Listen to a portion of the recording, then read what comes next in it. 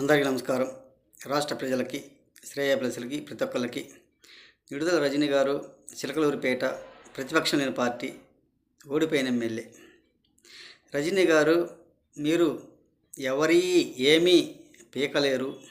రజనీ గారు, మీ ప్రభుత్వం అధికారంలో ఉన్నప్పుడు మీరు చేసిన అవినీతి పనులకు ఎప్పటికైనా మీ పార్టీ వారు మీరు నోరు అదుపులో పెట్టుకొని మాట్లాడుంటే చాలా బాగుండేది, చాలా మంచిగా ఉండేది.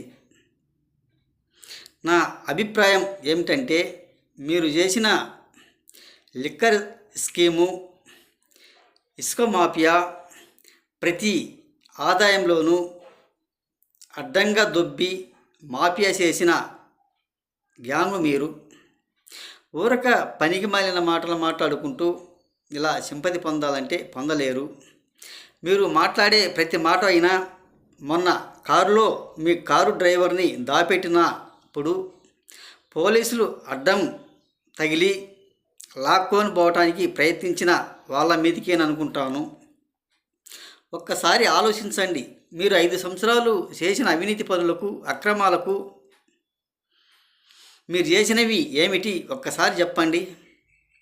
ప్రతి దాంట్లో కూడా మీరు మాఫియా చేశారు, దోచుకున్నారు, అడ్డంగా తింటూ ఊరకిటువంటి పనికిమాలిన ప్రెస్ మీట్లు పెట్టుకుంటూ ఒక అవినీతి పనులకు పాల్పడ్డ ప్రభుత్వం మీది, మీ వైసీపీది.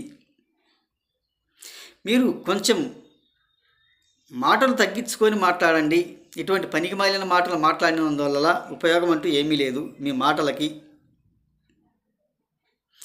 ఇప్పటికైనా మారండి, ఇప్పటికైనా తెలుసుకోండి అని తెలియజేస్తూ, మీరు చేసిన ప్రతి ఒక్క పనైనా కానీ ఒక పనికిమాలిన పాలన చేస్తూ, ఒక పనికిమాలిన మాటలు మాట్లాడుకుంటూ ఉన్నారు అని తెలియజేస్తూ, మీరు చేసిన మాఫియా అన్నీ కూడా ఒక లిక్కర్ మాఫియా, శాండ్ మాఫియా, ఈ విధంగా చేసి ఆదాయం బాగా తీసుకొని తినుకుంటూ ఉన్న మాఫియా గ్యాంగ్ మీరు.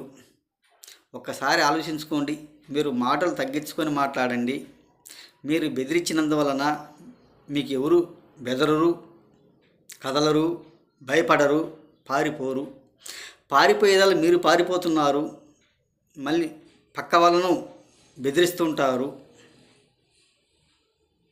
ఒక్కసారి ఆలోచించండి. ఎత్తులకు పై ఎత్తులు వేసేవాళ్ళు మీరు, జిత్తులు మారి నక్కలు మాట్లాడేవాళ్ళు మీరు.